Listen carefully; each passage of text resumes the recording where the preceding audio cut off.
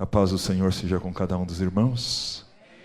Mais uma vez nós estamos felizes em poder estar com os irmãos. Agradecemos a Deus o carinho, de cada um de vocês, a hospitalidade com que vocês nos recebem. E eu gostaria de convidar os irmãos para nós abrirmos as nossas Bíblias lá no primeiro livro da Bíblia, no livro de Gênesis, no capítulo de número 37. E nós vamos ler lá no capítulo 37, os versículos de 1 até o versículo 11. Nós vamos ler depois outros versículos, mas vamos dar início, com esses 11 versículos do capítulo 37 do livro de Gênesis. Todos os irmãos acharam? Amém? Habitou Jacó na terra das peregrinações de seu pai, na terra de Canaã. Esta é a história de Jacó. Tendo José 17 anos, apacentava os rebanhos com os seus irmãos. Sendo ainda jovem, acompanhava os filhos de Bila e os filhos de Zilpa, mulheres de seu pai, e trazia más notícias deles a seu pai. Ora, Israel amava mais a José do que a todos os seus filhos, porque era o filho da sua velhice, e fez-lhe uma túnica talar de mangas compridas. Vendo, pois, seus irmãos que o pai o amava mais do que a todos os outros filhos, odiaram-no, e já não lhe podiam falar pacificamente.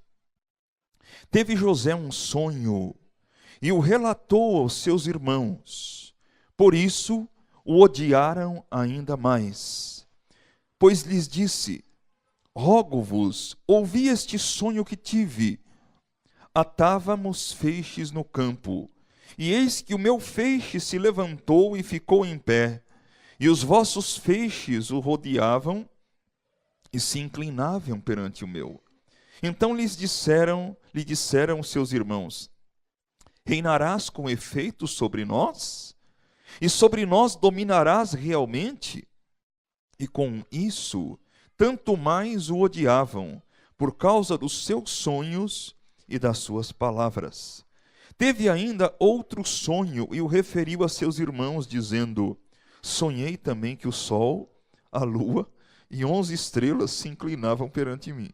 Contando-o ao seu pai e aos seus irmãos, repreendeu-o o pai e lhe disse: que sonho é este que tiveste? Acaso viremos eu e tua mãe e teus irmãos a inclinar-nos diante de ti em terra? Seus irmãos lhe tinham ciúmes. O pai, no entanto, considerava o caso consigo mesmo. Amém? Vamos de início ler esses 11 versículos. Eu queria orar para depois nós começarmos a exposição da palavra de Deus. Amém? Bendito Deus, nós te agradecemos, ó Deus, por essa noite. Eu te louvo pelo privilégio que o Senhor me concede de mais uma vez poder estar aqui, ó Deus, com meus amados irmãos, ó Deus da Igreja Batista Vida Abundante, e juntos nós podermos abrir a tua palavra e meditarmos nela, Senhor. Ó Deus, nós cremos que a tua palavra é lâmpada para os nossos pés, que ela é luz para os nossos caminhos. Ó Deus, eu te suplico que o Senhor me conceda graça e sabedoria para expor com fidelidade e clareza a tua palavra, de maneira, Senhor, que ao expor, ó Deus, o teu Espírito Santo torne a tua palavra viva e toque as nossas mentes e os nossos corações. Toca a minha mente, as nossas mentes, toca o coração de cada um de nós, de uma maneira toda especial, Senhor, para que o teu nome seja glorificado. Senhor Jesus Cristo, nós colocamos as nossas vidas, colocamos a vida, ó Deus, das nossas crianças diante de Ti, Senhor. Pedimos a Tua bênção sobre elas, ó Deus. Pedimos a Tua graça sobre a vida das professoras que vão estar ministrando sobre a vida delas. Ó Senhor, usa as Tuas filhas, ó Deus. Inscreve, ó Deus, nos corações das nossas crianças também a Tua palavra, Senhor. Que desde já, ó Deus, elas aprendam as sagradas letras que podem torná-las sábias para a salvação pela fé em Cristo Jesus. E também nós aqui, Senhor, que o Senhor também, pelo Teu Espírito Santo, esteja, ó Deus, inscrevendo nos nossos corações e nas nossas mentes a Tua lei, ó Deus. Ajuda-nos, ó Deus, ilumina-nos naquilo, ó Deus, que a nossa mente tem dificuldade de entender, ou que porventura, Senhor, a nossa mente já está, ó Deus, absorvida, ó Deus, por outros conceitos, ó Deus, que podem nos impedir ou atrapalhar a nossa compreensão do texto bíblico. Ó Deus, que a Tua palavra, qual água, ela lave, ó Deus, o nosso interior. Que assim como o Senhor Jesus disse, vós já estáis limpos pela palavra que eu vos tenho falado, que assim a Tua palavra, Senhor, qual água, ela renove a nossa mente, ela renove o nosso entendimento, que nós possamos ver a nossa vida sendo transformada pela renovação do nosso entendimento. Ilumina-nos, ensina-nos, fala conosco, Senhor. Nós oramos no nome de Jesus Cristo. Amém. Amém. Bom, irmãos, primeira coisa que eu gostaria de dizer aqui para os irmãos, a história de José vai do capítulo 37 até o capítulo 50 do livro de Gênesis. Então, esses 11 versículos que nós lemos aqui é uma introdução. Aqui nós temos o começo da história de José. Com exceção do capítulo 38, todos os demais capítulos, do 37, 39, 40 em diante, até o capítulo 50, nós vamos ter a história de José. Eu creio que a vida de José, ela é bastante conhecida de todos nós. E eu gostaria de estar meditando, irmãos, no que a vida de José nos ensina.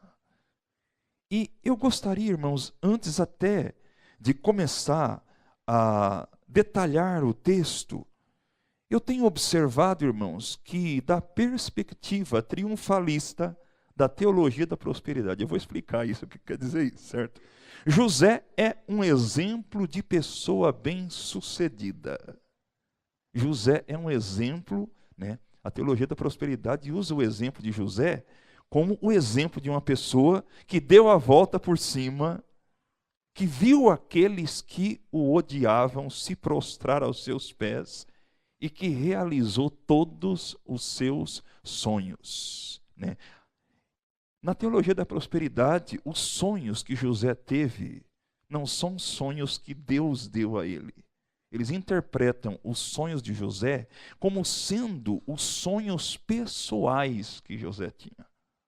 E a gente vê essa mentalidade da teologia da prosperidade refletida, e vocês vão me entender agora melhor do que eu estou falando, em algumas músicas que são muito conhecidas entre nós. Quem aqui já ouviu aquela música? Se tentaram matar os teus sonhos, sufocando o teu coração, se lançaram você numa cova e perdeu a visão. Não desista, não pare de crer. Os sonhos de Deus jamais vão morrer. Não desista, não pare de lutar, não pare de adorar. Levanta os seus olhos e vê, Deus está restaurando os teus sonhos e a tua visão. Recebe a cura, recebe a unção, unção de conquista, unção de ousadia, unção de multiplicação. Eu creio que todos aqui, não sei, quantos já ouviram essa música? Todo mundo aqui parece que cantou. Esse cântico, irmãos, identifica os sonhos que José teve como sendo os seus próprios sonhos. Você percebe que na primeira linha ele fala, se tentaram matar os teus sonhos. E aí, na terceira linha ele fala, os sonhos de Deus jamais vão morrer. Depois, ele fala, Deus está restaurando os teus sonhos. Ele coloca em paralelismo. Ele primeiro fala dos teus sonhos, depois dos sonhos de Deus, e depois de novo dos teus sonhos. Ele está querendo com isso relacionar indiretamente que os sonhos que você tem são os sonhos de Deus. Segundo a teologia da prosperidade, os sonhos que você tem no teu coração foi Deus que colocou. E Deus vai cumprir os seus sonhos. Eu outro dia, irmãos, acho que foi sábado, se não me engano, ou sexta-feira, eu recebi um vídeo de uma pessoa conhecida minha que não é daqui de Bauru, que mora lá em Tupã. E ela me mandou também uma outra música que é cantada por dois cantores também bastante conhecidos nossos, o Matos Nascimento e o André Valadão. E a música começa assim: como José teve um sonho e contou, você pode sonhar que Deus vai cumprir. No estribilho a música fala assim: Deus vai fazer o que você sonhar. Você já pensou, irmão? Irmãos, eu fiquei pensando, eu fiquei assustado. Eu falei, onde é que está a soberania de Deus nisso? Se Deus está obrigado a fazer o que eu sonhar, onde que está o que Jesus ensinou na oração do Pai Nosso? Seja feita a tua vontade, assim na terra como nos céus. Então, irmãos, a gente vê isso sendo ensinado. Se eu não estou enganado, a Igreja Universal do Reino de Deus, inclusive, produziu uma série da vida de José, que tem sido, inclusive, passada na televisão. E não tenha dúvida, irmãos, que a maneira como eles contam a história de José reflete a maneira que eles pensam, a maneira que eles interpretam a história de José. Mas será que é isso mesmo que o texto bíblico está nos dizendo? Então eu queria agora, irmãos, começar a analisar o texto. Vamos lá para o texto bíblico. O texto não começa a contar a história de José no versículo 2. Ele fala, esta é a história de Jacó, mas só que em vez de ele contar a história de Jacó, ele começa contando a história de José. Ele fala, tendo José 17 anos de idade. José era nem talvez jovem, né? Um adolescente, vamos dizer, já mais crescido, com 17 anos de idade. A Bíblia fala também que ele apacentava os rebanhos do seu pai junto com os seus irmãos. E o texto enfatiza novamente no versículo 2, sendo ele ainda jovem. O texto também nos fala que o pai de José, Jacó, amava José mais do que todos os seus irmãos. José fazia diferença entre os seus irmãos e José. E essa diferença era aberta.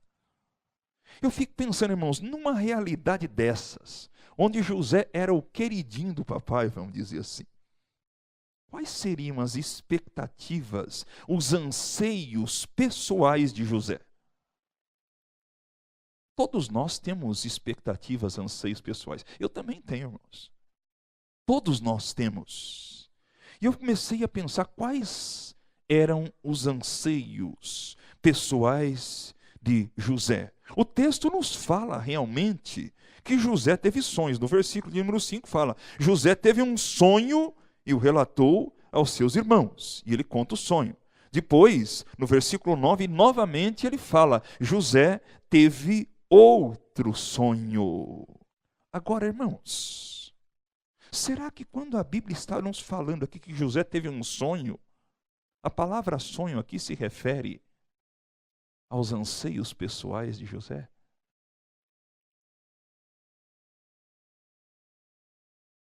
É aqui, irmãos, que eu vejo que está o primeiro erro da teologia da prosperidade.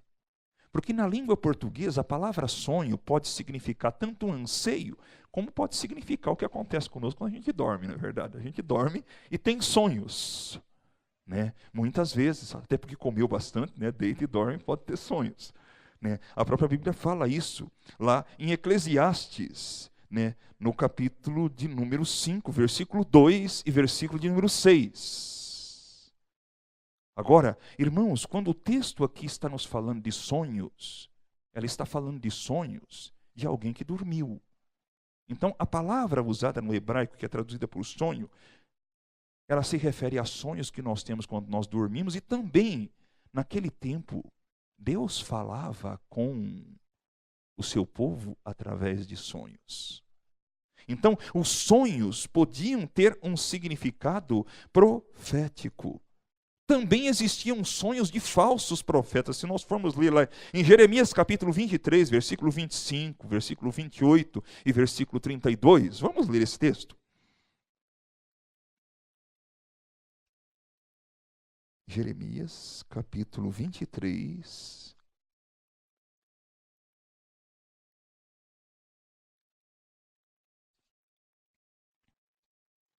versículo de número 25.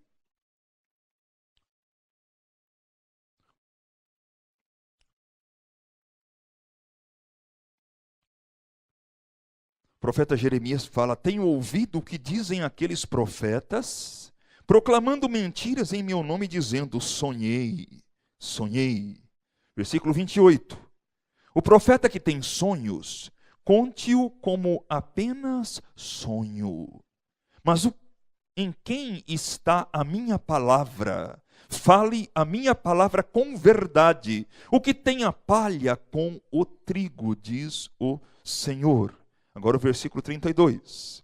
Eis que eu sou contra aqueles que profetizam sonhos mentirosos, diz o Senhor, e os contam, e com as suas mentiras e leviandades fazem errar o meu povo.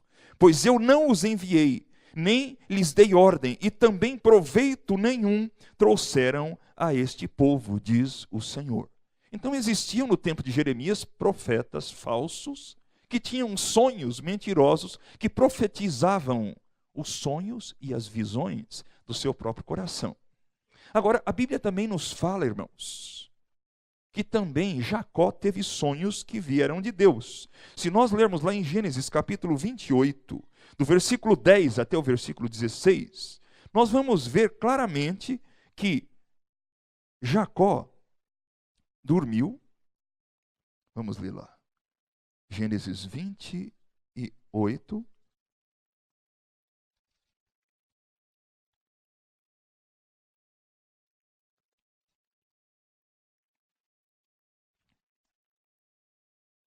Do versículo 10 ao 16. Partiu Jacó de Berseba e seguiu para Harã. Tendo chegado a certo lugar, ali passou a noite, pois já era pôr do sol. Tomou uma das pedras do lugar, fê-la por seu travesseiro e se deitou ali mesmo para dormir. E sonhou. Eis posta na terra uma escada cujo topo atingiu o céu, e os anjos de Deus subiam e desciam por ela. Perto dele estava o Senhor, que lhe disse: eu sou o Senhor, o Deus de Abraão, o teu pai, e o Deus de Isaque. A terra em que agora estás deitado, eu te darei a ti e à tua descendência. A tua descendência será como o pó da terra. Estender-te-ás para o ocidente e para o oriente, para o norte e para o sul. Em ti e na tua descendência serão abençoadas todas as famílias da terra. Então, nesse sonho aqui, que no caso Jacó teve Deus, o próprio Deus falou em sonho com eles.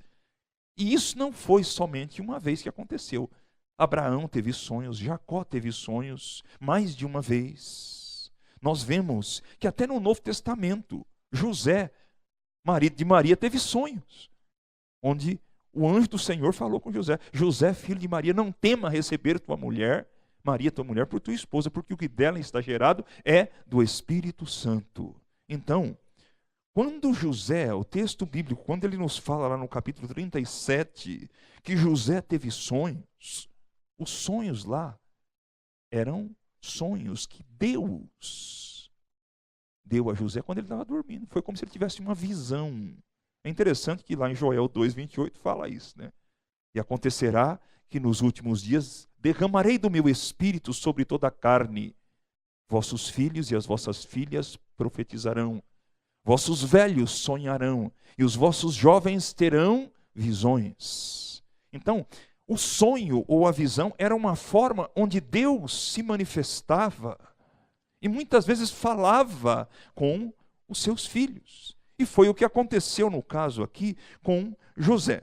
Agora vamos continuar, eu só queria fazer essa distinção para mostrar, irmãos, que os sonhos que José teve aqui não tinha nada a ver com os anseios pessoais.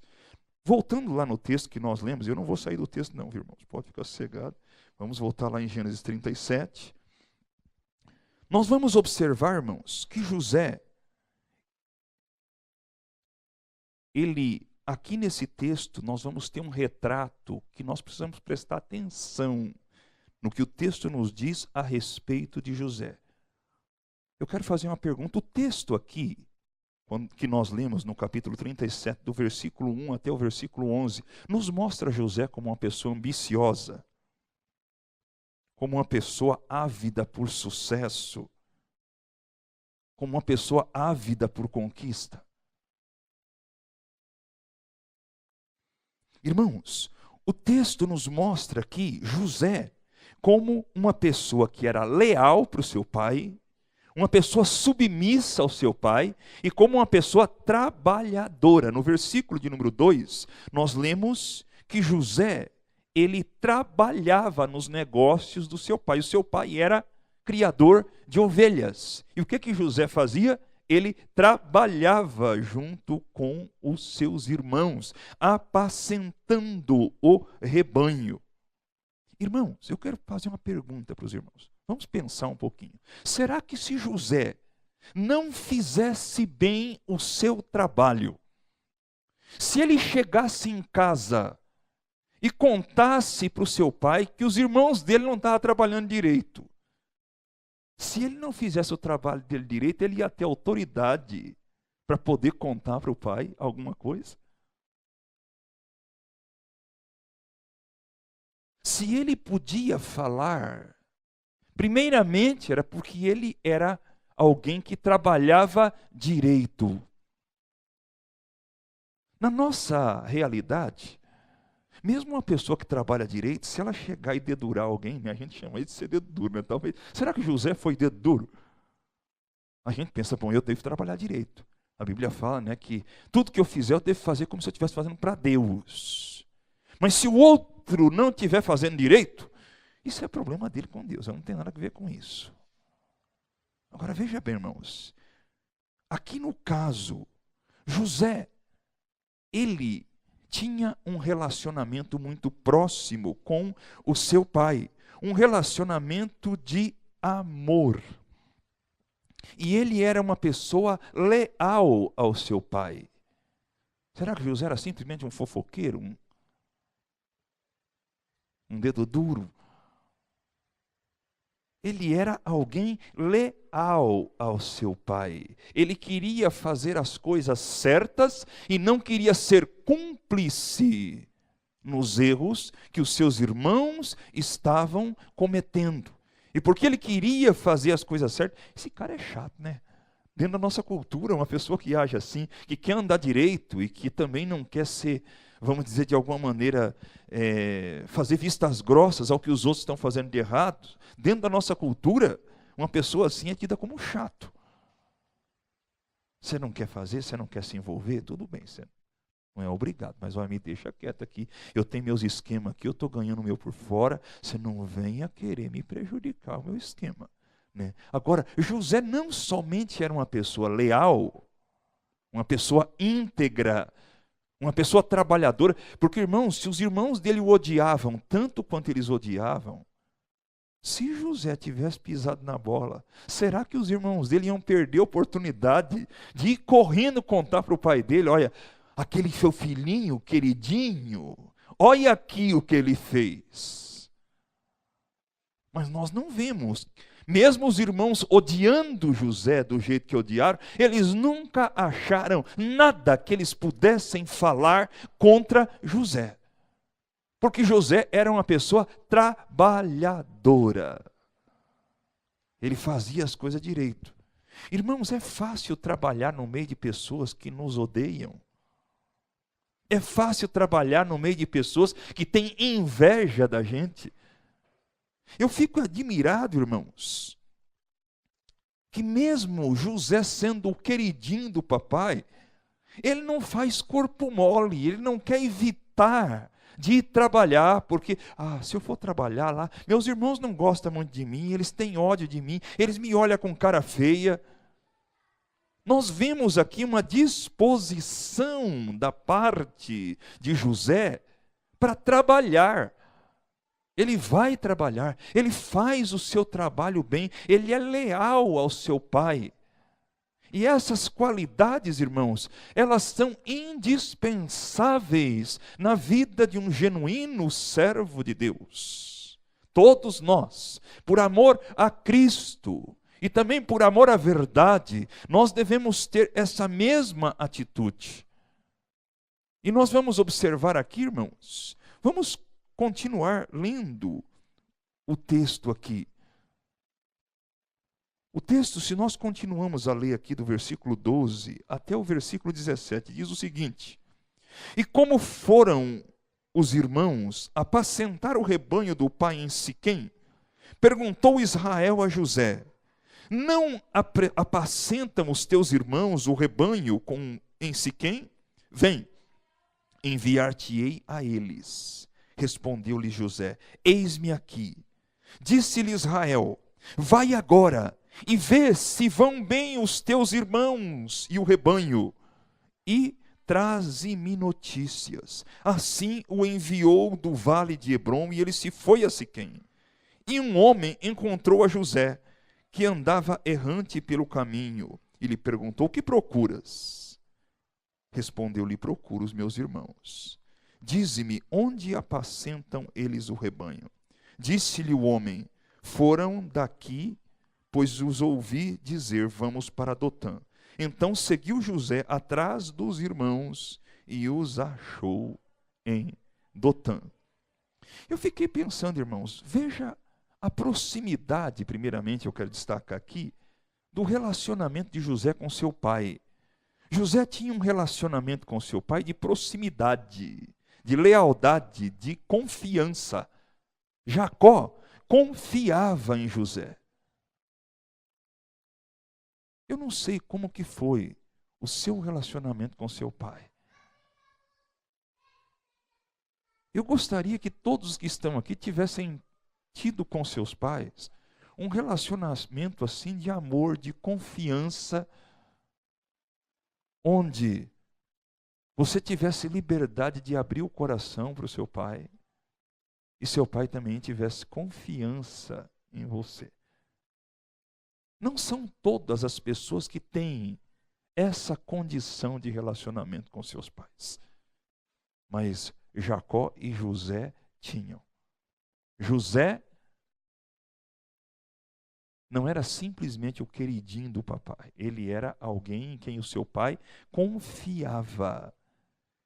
E eu fiquei impressionado aqui, irmãos, com a atitude de José quando seu pai o chamou.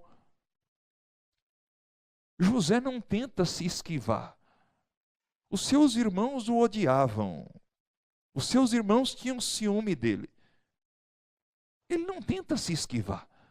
Quando o pai fala: eu quero que você vá e veja como é que estão as coisas lá, veja se eles estão bem. José não tenta se esquivar. José diz: eis-me aqui. Ele tem a disposição, e o que no coração dele prevalece é o desejo de agradar ao seu pai. Ele amava o seu pai e ele estava disposto a agradar e obedecer ao seu pai. Uma coisa que me chama a atenção nesse texto: ele não tenta obedecer o pai parcialmente. Porque o pai falou para ele: olha, teus irmãos estão lá em Dotã. José foi até Dotã, não encontrou os irmãos dele. Se ele quisesse se esquivar, e se ele tivesse preocupado só em ter uma obediência aparente, ele poderia voltar e dizer para o pai assim: pai, olha, eu fui lá em Dotã, não encontrei ninguém. Mas eu não vejo José fazendo assim. Muitas vezes, irmãos, nós também podemos nos preocupar em obedecer somente na letra as instruções do nosso pai. Mas José não se preocupa em obedecer as instruções do seu pai somente na letra. Ele sabia o espírito. Quando o pai pediu para ele ir até Siquém, ele sabia que o pai não estava dizendo somente para ele ir até Siquém. Ele queria que José encontrasse os seus irmãos, soubesse o que estava acontecendo com eles e voltasse com um relatório, com notícias. E quando José chega lá em Siquém e não encontra os seus irmãos, ele procura até encontrar. José é um exemplo, irmãos, de trabalho honesto. José é um exemplo de lealdade, de fidelidade, de lealdade e obediência ao seu pai, mesmo diante do sofrimento, mesmo diante de quando enfrentar uma responsabilidade significa enfrentar situações desagradáveis, suportar hostilidade. E aqui, irmãos, eu vejo que José, ele é um exemplo, ou ele nos aponta para Cristo. No Antigo Testamento, muito do que está escrito no Antigo Testamento, nós podemos dizer que o Antigo Testamento todo, ele aponta para a pessoa de Cristo. Irmãos, do mesmo jeito que José, vamos ler agora o texto de Gênesis capítulo 37, do versículo de número 18 até o versículo de número 36. Quando José encontra os seus irmãos em Dotã, no versículo 18 diz: de longe o viram, e antes de que chegasse, conspiraram contra ele para o matar. E dizia um ao outro: lá vem o tal sonhador. Vinde, pois, agora, matemo-lo e lancemo-lo numa destas cisternas, e diremos: um animal selvagem o comeu, e vejamos em que lhe darão os sonhos. Mas Rúben, ouvindo isso, livrou-o das mãos deles e disse: não lhe tiremos a vida. Também lhes disse Rúben: não derrameis sangue, lançai-o nessa cisterna que está no deserto, e não ponhais a mão sobre ele. Isso disse para o livrar deles, a fim de o restituir ao pai. Mas logo que chegou José a seus irmãos, despiram-no da túnica, a túnica talar de mangas compridas que trazia. E tomando-o, lançaram na cisterna vazia e sem água. Ora, sentando-se para comer pão, olharam e viram que uma caravana de ismaelitas vinha de Gileade. Seus camelos traziam aromatas, bálsamo, mirra, que levavam para o Egito. Então disse Judá a seus irmãos: de que nos aproveita matar o nosso irmão e esconder-lhe o sangue? Vinde, vendamo-lo aos ismaelitas, e não ponhamos sobre ele a mão, pois é nosso irmão e nossa carne. Seus irmãos concordaram. E passando os mercadores midianitas, os irmãos de José o alçaram e o tiraram da cisterna e o venderam por 20 siclos de pratas aos ismaelitas. Estes o levaram ao Egito. Tendo Rúben voltado à cisterna, eis que José não estava nela. Então rasgou as suas vestes e, voltando a seus irmãos, disse: não está lá o menino, e eu para onde irei? Então tomaram a túnica de José, mataram um bode e a molharam no sangue. E enviaram a túnica talar de mangas compridas, fizeram-na levar a seu pai e lhe disseram: achamos isso, vê se é ou não a túnica de teu filho. Ele a reconheceu e disse: é a túnica do meu filho. Um animal selvagem o terá comido. Certamente José foi despedaçado. Então Jacó rasgou as suas vestes e se cingiu de pano de saco e lamentou o filho por muitos dias. Levantaram-se todos os seus filhos e todas as suas filhas para o consolarem. Ele, porém, recusou ser consolado e disse: chorando descerei a a meu filho até a sepultura. E de fato chorou seu pai. Entremente os midianitas venderam José ao Egito, no Egito a Potifar, oficial de Faraó, comandante da guarda. Irmãos, eu estava pensando, do mesmo jeito que José sofreu insultos, abuso, ódio, violência dos seus irmãos, Jesus também foi insultado, abusado, odiado, sofreu violência. Como que José reagiu diante dessa violência? Ele revidou? Ele fez ameaças? Jesus também, nós lemos lá, também na segunda carta de Pedro, que Jesus, quando ele era insultado, ele não revidava com insulto, ele não fazia ameaças, ele entregava-se nas mãos daquele que julga retamente. O exemplo de José nos aponta para Cristo, nos aponta para as atitudes de Cristo.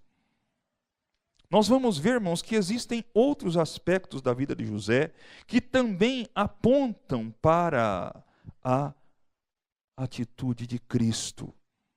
Eu gostaria de ler esse texto lá de 1 Pedro, capítulo 2, do versículo 21 até o versículo de número 23. 1 Pedro 2, 21 ao 23.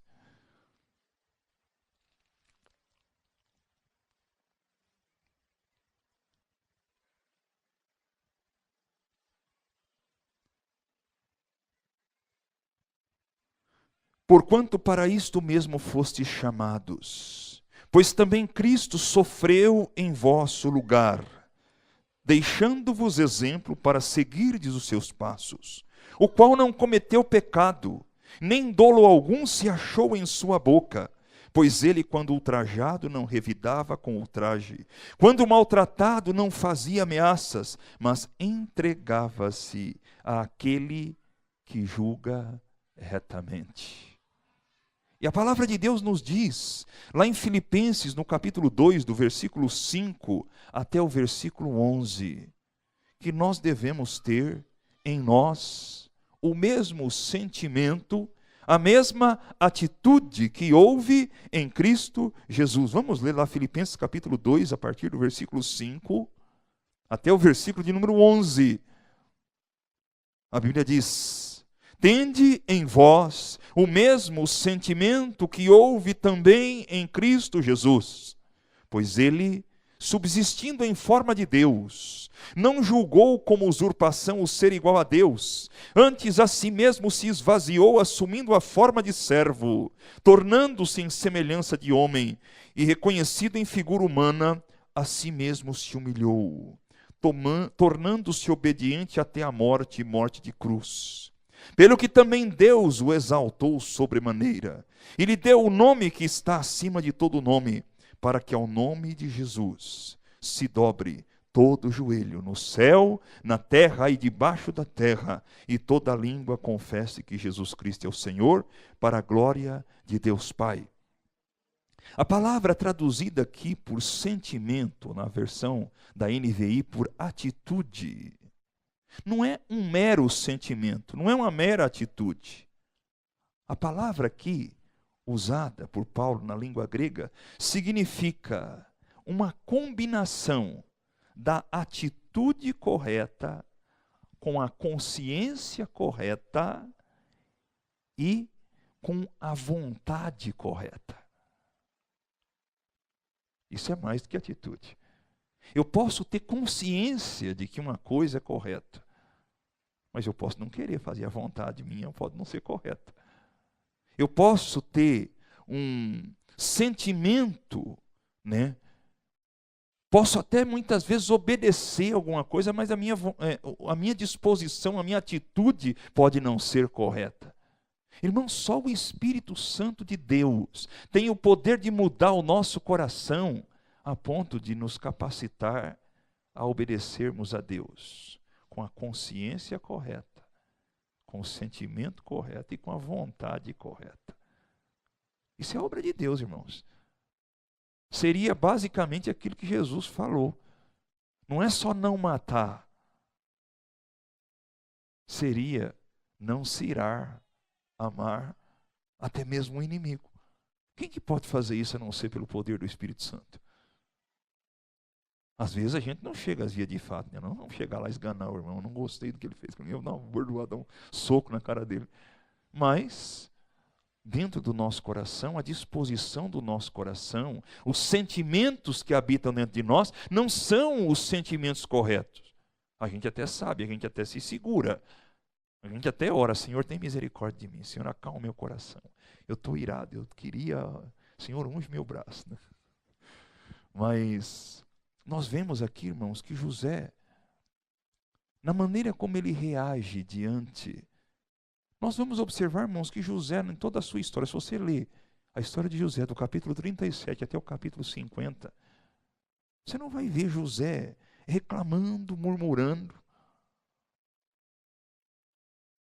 Mas a gente vai ver, irmãos, que José tem uma atitude que aponta para a atitude de Cristo.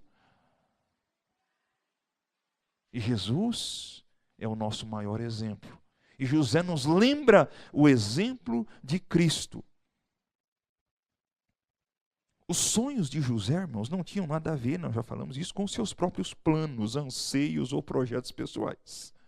Olhando para o relato bíblico, nós podemos ver que os sonhos de José, se a gente puder perceber algum sonho dele, talvez era sempre estar com o seu pai, desfrutando e deleitando-se no excelente relacionamento que ele tinha com o seu pai.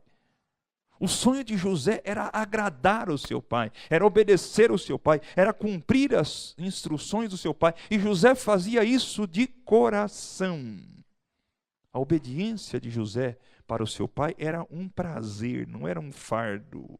Ele tinha prazer em ser leal ao seu pai, em desfrutar do relacionamento com seu pai. Agora, pensa um pouquinho no trauma que foi para esse jovem de 17 anos, que tinha um relacionamento tão próximo com seu pai, de amar o pai como ele amava. Ele ser arrancado de uma forma violenta da sua família e ser vendido como escravo. E ser mandado para um outro país como escravo, onde ele teve que aprender uma nova língua, porque quando ele chegou lá no Egito, irmãos, ele não sabia nem falar egípcio. Ele tinha 17 anos de idade, já tinha trabalhado. Graças a Deus, você já pensou se ele fosse um mimado? Alguém, naquelas crianças morona que não sabe fazer nada, que nunca pegou no pesado, talvez teria morrido na viagem. Mas José chegou lá no Egito, e eu fico impressionado, irmãos, que mesmo depois que José chega no Egito, no capítulo 38, nós temos a história de Judá e Tamar. Depois, no capítulo 39, nós temos a história de José na casa de Potifar. E nós vemos que José, ele era fiel para o seu pai. Quando ele foi trabalhar como escravo na casa de Potifar, ele continuou sendo fiel. Graças a Deus. Irmãos, quem é fiel em qualquer situação. Ele não é fiel só quando é conveniente. Não é somente quando as coisas são favoráveis. E a fidelidade de José, pelo menos de início, fez com que ele conquistasse a confiança de Potifar, a ponto de Potifar encarregá-lo de todos os seus bens. Não tinha nada na casa de Potifar que José não cuidasse. O texto nos diz lá no capítulo 39 que Potifar não se preocupava com nada, a não ser com a comida que ele comia. E José era um rapaz bonito, charmoso, vistoso. E a mulher de Potifar pôs os olhos em José e cantou José. José, vem aqui, deita comigo. Irmãos, veja a fidelidade, a integridade de caráter de uma pessoa. Para José, era mais importante ser íntegro do que ter uma posição. Aliás, ele se expôs a ser caluniado, a perder tudo o que ele tinha conquistado no Egito, do que pecar contra Deus. E isso, irmãos, é um exemplo extraordinário. E como nós necessitamos desses exemplos maravilhosos na nossa vida. Porque eu vejo muita gente hoje, irmãos, querendo ter sucesso. Mas eu vejo pessoas hoje que por muito menos está disposto a vender a própria alma para o diabo, para não perder a posição que alcançou. José foi íntegro. A integridade dele, o desejo de obedecer de coração ao seu pai. Vamos supor que José tivesse se esquivado, talvez ele não fosse vendido lá para o Egito. Estou supondo aqui, né? Se José, lá na hora que ele estava lá, ele pensasse, puxa vida, mas eu sou um escravo aqui no Egito. Se eu não ceder a essa mulher, ela vai ficar com ódio de mim, vai se sentir rejeitada, vai me caluniar, e eu vou parar aonde? Se ela pegar e me acusar diante do marido dela, em quem que o marido dela vai acreditar? Nela ou em mim? Mas ele preferiu ser fiel a Deus. Foi fiel a Deus. E a fidelidade de José, irmãos, custou a ele mais de 2 anos de cadeia. Mais de 2 anos. Nós não sabemos exatamente quanto tempo José ficou na cadeia. Nós não sabemos exatamente quanto. A Bíblia fala que depois que ele interpretou o sonho do copeiro, passaram-se 2 anos. Gênesis 40. Depois de 2 anos que ele interpretou, agora, do tempo que ele estava na cadeia até ele interpretar o sonho do padeiro e do copeiro, nós não temos o registro bíblico de quanto tempo se passou. Então, pelo menos, foi mais de 2 anos. A Bíblia nos dá uma ideia de nós compreendermos o tempo que José sofreu, porque a Bíblia nos fala que José, lá em Gênesis 37, versículo 2, fala que ele tinha 17 anos. E quando José interpreta os sonhos de Faraó, José tinha 30 anos de idade quando ele começou a governar o Egito. Então, de 17 menos 30, nós temos 13 anos. Certo? Então, José passou por sofrimentos, e eu não sei, irmãos, quanto tempo, mas com toda certeza, não foram somente alguns anos. Talvez foram 10 anos ou mais. Eu não sei quanto tempo se passou, desde os 17 anos até o momento em que os irmãos dele venderam José como escravo para o Egito. Mas nós podemos ver claramente que os sofrimentos de José duraram bastante tempo. E que talvez os sonhos que José mais acalentasse, os anseios pessoais, que ele mais tivesse dentro do seu coração, que era estar junto do seu pai, que era desfrutar da comunhão com o seu pai, esses sonhos, em vez de ser concretizados, foram frustrados. Irmãos, depois que José se tornou governador no Egito, ainda se passaram mais 7, quase 8 anos, porque foi no primeiro ano de fome que os irmãos vieram comprar comida no Egito. José ficou separado da sua família por 20 anos, sem ver seus pais e seus irmãos. 20 anos. Depois de 20 anos, quando começa a fome, os irmãos de José vêm ao Egito comprar comida e se prostraram diante dele. E o texto nos diz que José lembrou-se dos sonhos que ele havia tido. Irmãos, o que aconteceu com José não era sonho pessoal, não era anseio pessoal. Deus, soberanamente, apesar dos anseios de José, apesar dos problemas da família de José. Irmãos, a família de José era uma família complicada. O pai dele, Jacó, tinha ido lá para Padã Arã e amava a Raquel. Foi trabalhar para o pai de Raquel, Labão. Labão era um cara enrolão. Jacó amava a Raquel. Olha, você vai me trabalhar 7 anos e eu te dou minha filha Raquel em casamento. Só que quando chegou, terminou os 7 anos e Jacó trabalhou duro lá. O texto bíblico nos fala que aqueles 7 anos pareciam poucos dias, pelo tanto que ele amava a Raquel. Quando chegou a época, chegou agora, me dá tua filha. Labão engana José. Imagina naquele tempo, né? A moça com aquele véu, vai para o casamento, tem a noite de núpcias, no outro dia de manhã Jacó acorda, não era Raquel, era Lia. Jacó ficou furioso, foi lá falar com o sogro.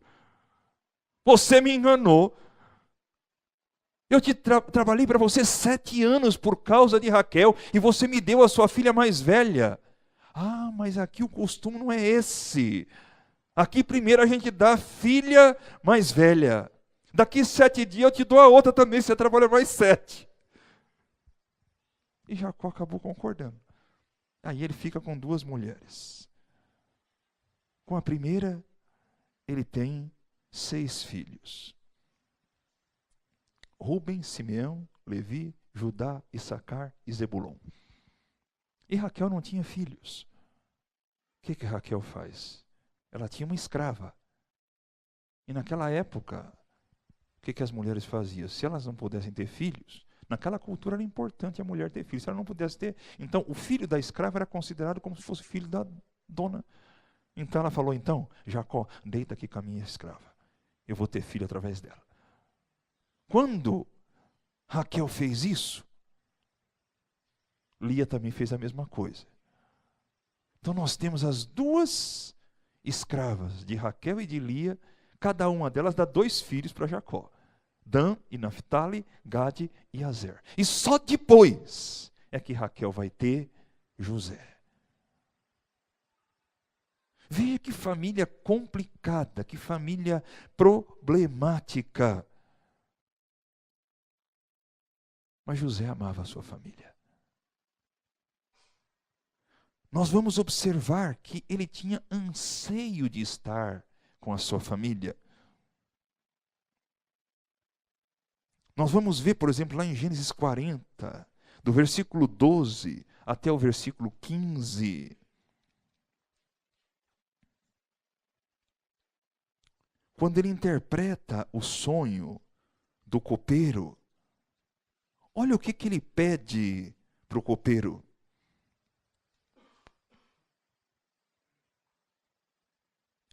Versículo 12 até o 15.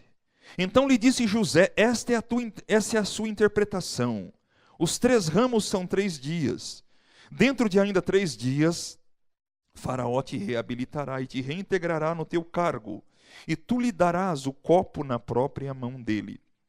Segundo o costume antigo, quando lhe eras copeiro. Porém, lembra-te de mim quando tudo te correr bem. E rogo-te que seja bondoso para comigo, e faças menção de mim a Faraó, e me faças sair dessa casa, porque de fato eu fui roubado da terra dos hebreus. e nada fiz para que me pusessem nessa masmorra. Ele tinha saudade da sua terra. Ele tinha saudade da sua família. Irmãos, se nós lermos, por exemplo, em Gênesis 43, do versículo 6 e versículo 7, nós vamos ver que quando José encontra os seus irmãos, mesmo falando através de intérprete, olha quais são as perguntas que ele faz através do intérprete. Gênesis 43, 6 e 7. Disse-lhe Israel: por que me fizestes esse mal, dando a saber àquele homem que tinhas outro irmão? Responderam eles: o homem nos perguntou particularmente por nós e pela nossa parentela, dizendo: vive ainda o vosso pai? Tendes outro irmão? Respondemos-lhes segundo as suas palavras. Acaso poderíamos adivinhar que haveria de dizer: trazei o vosso irmão? Você consegue perceber nisso que José tinha saudade? Ele sentia a dor da separação. Ele queria ter notícias da sua família. Que anseio ele tinha no seu coração? Ele tinha um anseio de rever os seus familiares, de estar novamente unido com a sua família. E olha que a sua família era problemática, mas ele amava seu pai, ele amava a sua família. E ele passa 20 anos de separação, 13 anos de traição, trauma, sofrimento, não extinguiram em José o amor por seu pai e nem o cuidado pela sua família. 20 anos de separação, de traição, de dor, de trauma, não fecharam o coração de José, a ponto dele se recusar a dar passos concretos para se reconciliar com os seus irmãos. Apesar da dor que ele sentia pela traição dos seus irmãos, José temia a Deus. Vamos ler lá em Gênesis 42, versículos 21 até o versículo de número 24. Gênesis.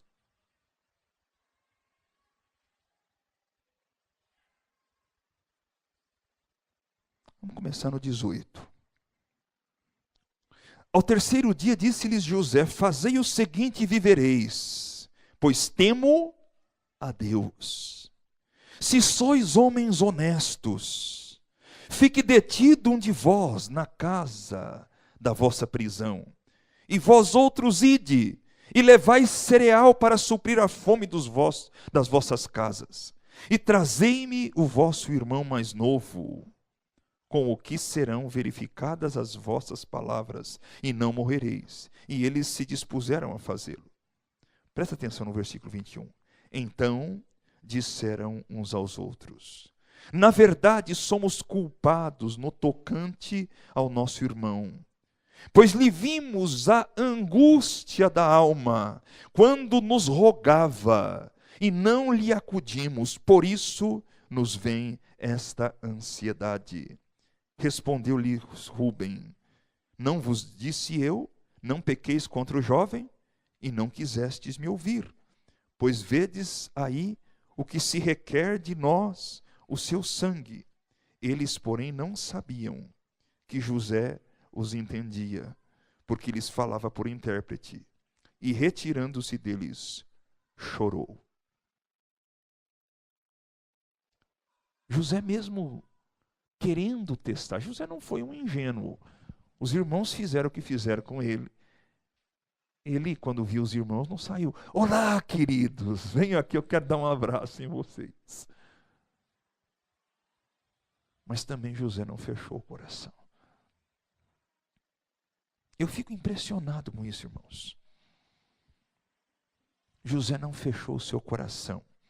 Ele é cauteloso, mas ele não se fecha, mesmo depois de toda a dor e do sofrimento que ele experimentou. O O coração de José é cauteloso, mas não está cheio de ódio, de rancor, de amargura, de vingança. E isso, irmãos, também aponta para Cristo. Nós podemos dizer, irmãos, que na história de José, Jesus é José e nós somos os irmãos de José. Quantas vezes nós temos pecado, nós temos desagradado ao Senhor, mas como nosso irmão estava falando hoje, no começo, Jesus não fecha para nós as portas da sua graça, da sua misericórdia. Ele se compadece de nós. Graças ao grande amor, às misericórdias do Senhor, é que nós não somos consumidos, porque elas se renovam a cada manhã. Grande é a sua fidelidade. Do mesmo jeito que José perdoou seus irmãos, Jesus perdoa todo aquele que se arrepende e crê nele. Por mais que nós tenhamos falhado, por mais que nós tenhamos pisado na bola, ele se compadece de nós. É o que fala lá no Salmo de número 103. Bendize, ó minha alma, ao Senhor, e tudo o que há em mim, bendiga o seu santo nome. Bendize, ó minha alma, ao Senhor, e não te esqueças de nenhum só dos seus benefícios. É Ele quem perdoa todas as tuas iniquidades. É Ele que sara todas as tuas enfermidades. É Ele quem da cova redime a tua vida e te coroa de graça e de misericórdia, que enche de bens a tua velhice, de sorte que a tua juventude se renova como a da águia. O Senhor é misericordioso e compassivo. Ele não nos trata segundo os nossos pecados, não nos repreende segundo as nossas iniquidades. Assim como dista o Oriente do Ocidente, assim Ele afasta para longe de nós as nossas transgressões. Como um pai se compadece dos seus filhos, assim o Senhor se compadece dos que o temem, porque Ele conhece a nossa estrutura e sabe que nós somos pó. Jesus é o nosso irmão mais velho. A todos quantos o receberam, João capítulo 1, versículo 12, deu-lhes o poder de serem feitos filhos de Deus, a saber, aos que creem no seu nome. E Romanos capítulo 8, versículo 15 e 16 diz: o próprio Espírito testifica com o nosso espírito que nós somos filhos de Deus. Jesus é o nosso irmão mais velho, ele é o primogênito entre muitos irmãos.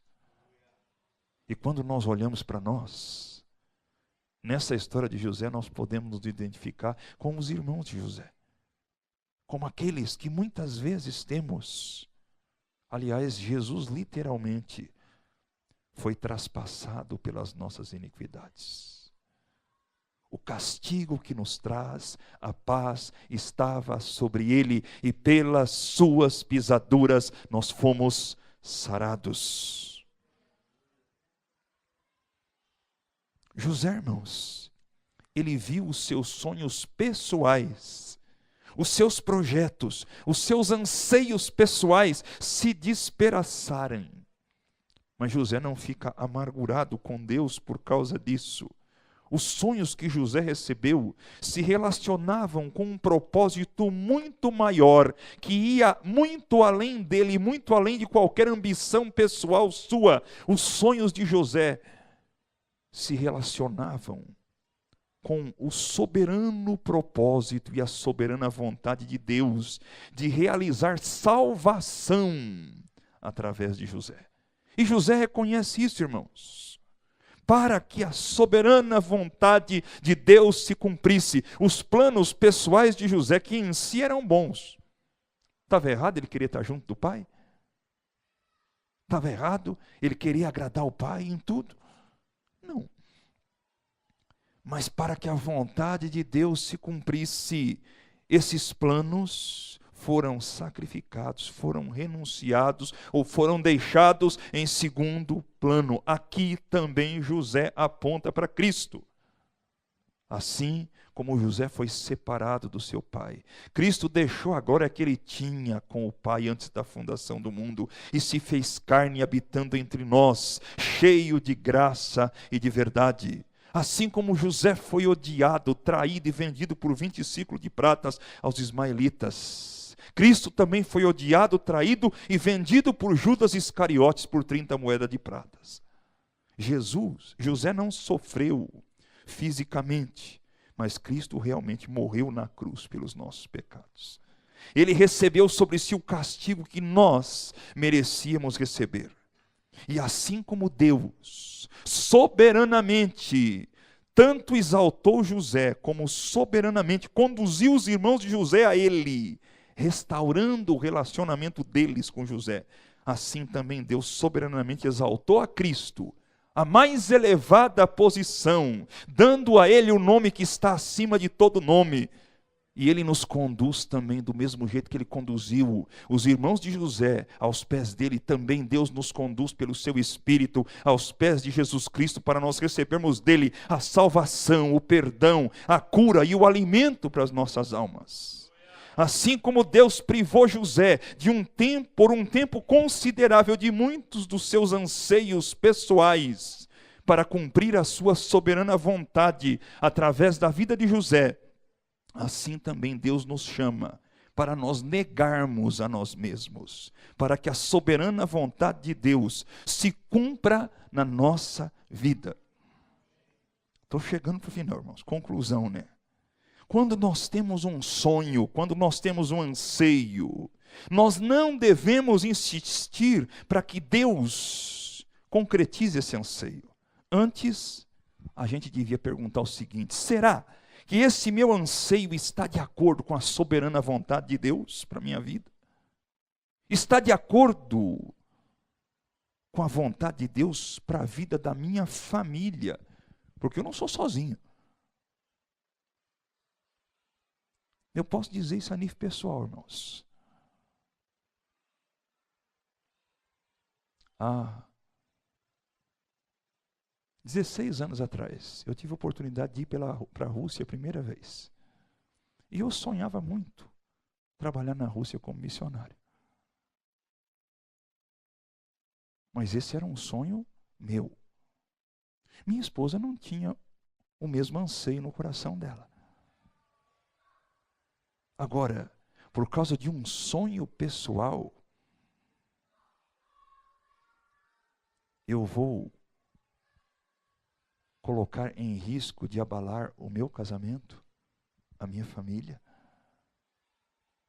Ou eu devo submeter os meus sonhos a Deus?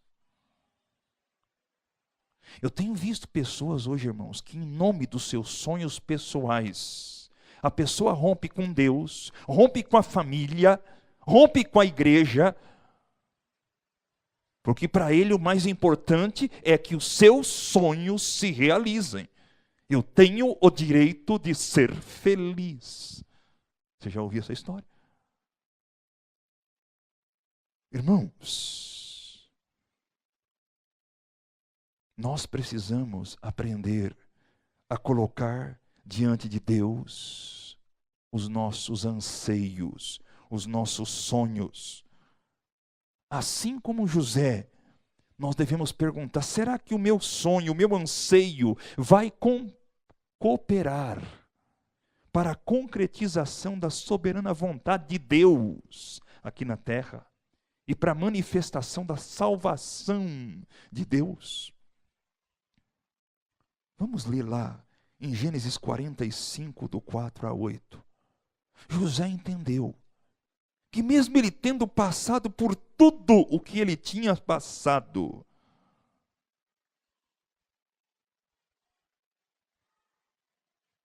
que o que aconteceu na vida dele foi cumprimento da soberana vontade de Deus. Deus tinha um plano na vida dele para, através da vida dele, realizar salvação. Vamos ler Gênesis 45, do 4 ao 8. Disse José aos seus irmãos: agora, chegai-vos a mim. E chegaram-se. Então lhes disse: eu sou José, vosso irmão, a quem vendestes para o Egito. Agora, pois, não vos entristeçais, nem vos irriteis contra vós mesmos por me haverdes vendido para aqui, porque para a conservação da vida Deus me enviou adiante de vós. Porque já houve 2 anos de fome na terra, e ainda restam 5 anos em que não haverá lavoura nem colheita. Deus me enviou adiante de vós, para conservar vossa sucessão na terra, e para vos preservar a vida com grande livramento. Assim não fostes vós que me enviastes para cá, e sim Deus. Irmãos, nós precisamos dessa graça que vem de Deus, para nos submetermos à soberana vontade de Deus. Deus é Deus, Ele é soberano, Ele é o Rei dos reis e o Senhor dos senhores. Ter o mesmo sentimento, a mesma disposição que houve em Cristo Jesus, envolve essa disposição. Jesus, mesmo naquele momento de maior angústia da sua vida, quando ele estava no jardim do Getsemane, quando ele chegou a suar gotas de sangue, quando ele disse: Pai, se possível, passa de mim esse cálice. Jesus não tinha dúvidas de que esse cálice seria amargo, doloroso. Mas Jesus disse: contudo, não seja feita a minha vontade, e sim a tua vontade. Irmãos, nossos anseios, sonhos, nem sempre vêm de Deus. Muitas vezes, os nossos sonhos refletem o nosso egoísmo, a nossa ambição, a nossa cobiça. E Deus, com certeza, não concretizará esses sonhos. Porque a Bíblia nos diz lá em 1 João 5,14, que se nós pedirmos alguma coisa segundo a sua vontade, Ele nos ouve. Mas a Bíblia nos diz lá em Tiago capítulo 4, pedis e não recebeis, porque pedis mal, para esbanjardes nos vossos prazeres. Também no final lá do capítulo 4, a partir do versículo 13, Tiago fala: preste atenção, vocês que agora dizem, nós vamos viajar, vamos para tal lugar, vamos ficar lá 2 anos, vamos fazer negócio, vamos ganhar dinheiro. Tiago fala: vocês não sabem o que vai acontecer amanhã. O que é a vossa vida? Em lugar disso, deverias dizer: se o Senhor quiser, faremos isso ou aquilo. Todos nós, irmãos, eu inclusive, também tenho anseios, sonhos, mas a Bíblia nos ensina a submeter esses sonhos ao Senhor.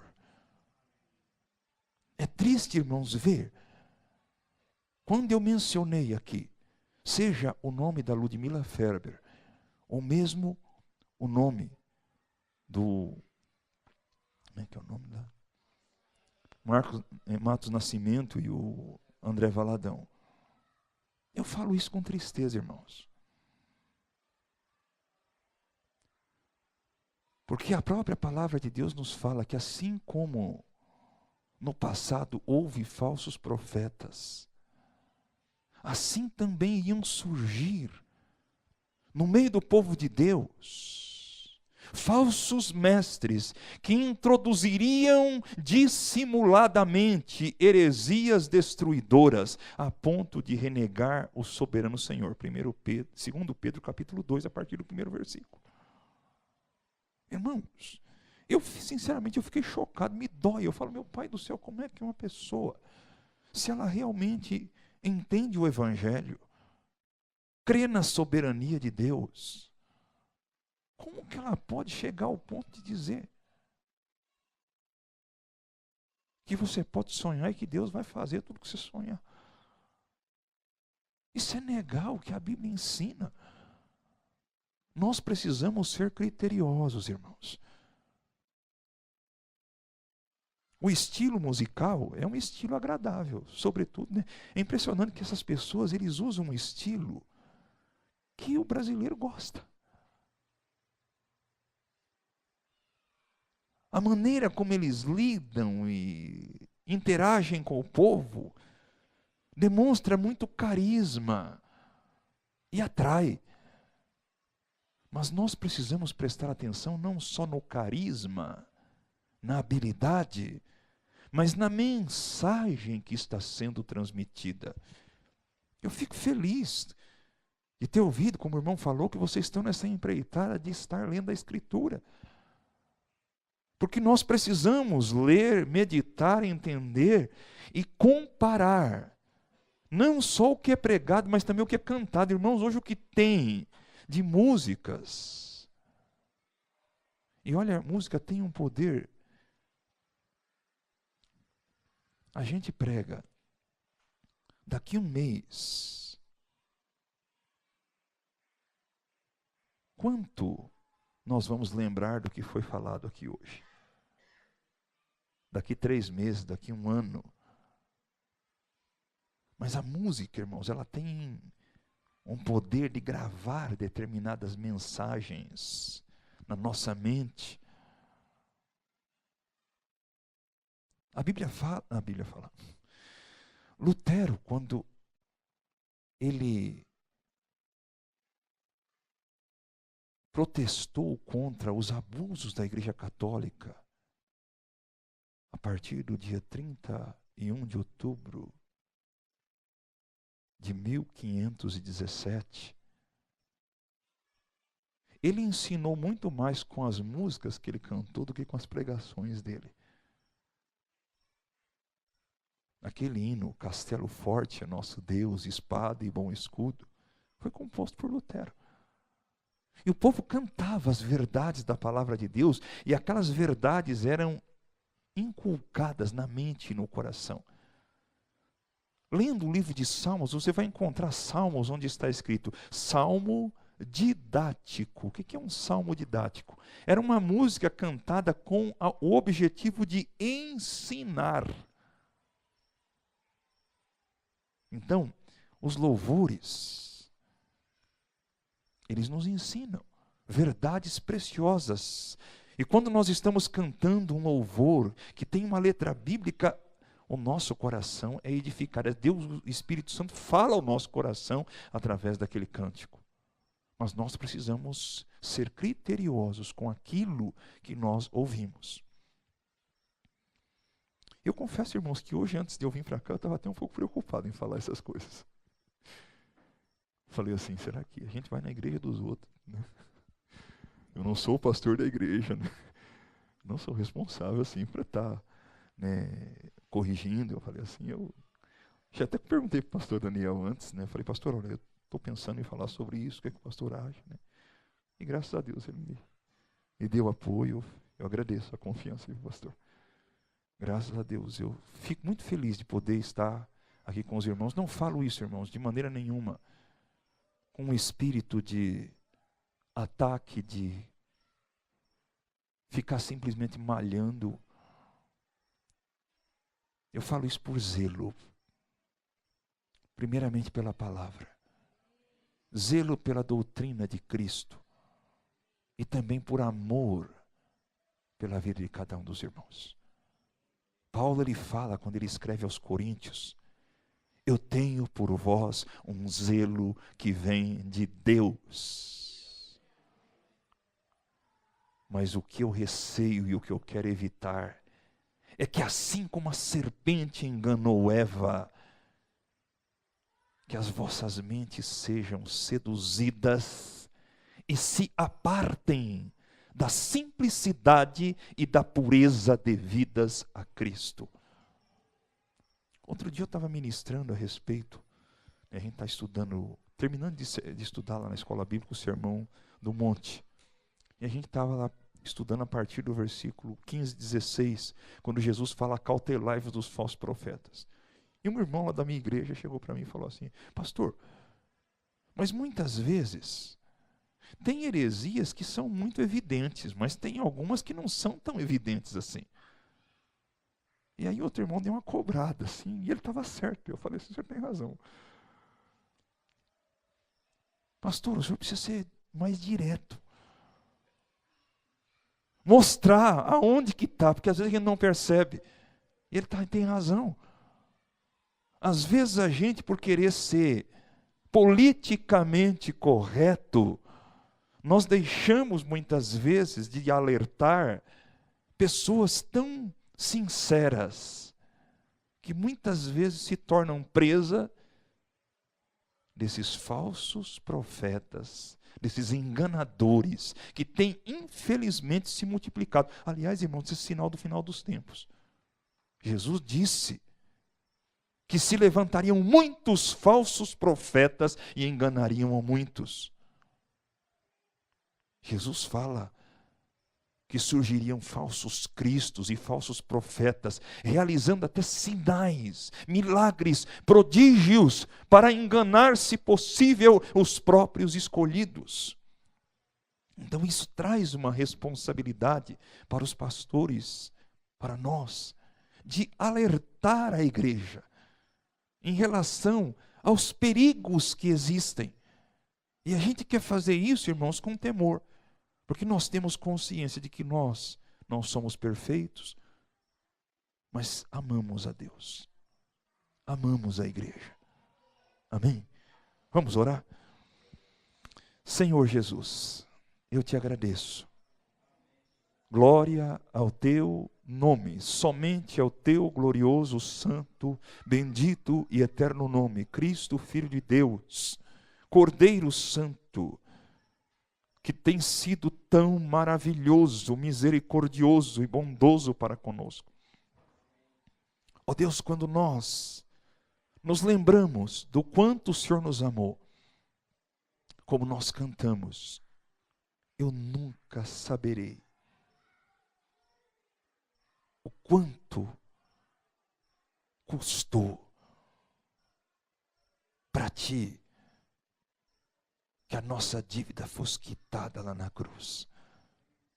Tanto o Senhor nos amou, que o Senhor se entregou por nós.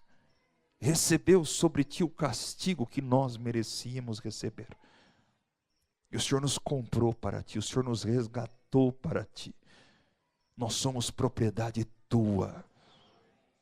Ó Deus, guarda-nos no teu nome. Livra-nos, ó Deus, dos enganos, das mentiras, das artimanhas com que, ó Deus, os falsos mestres induzem ao erro. Ajuda-nos a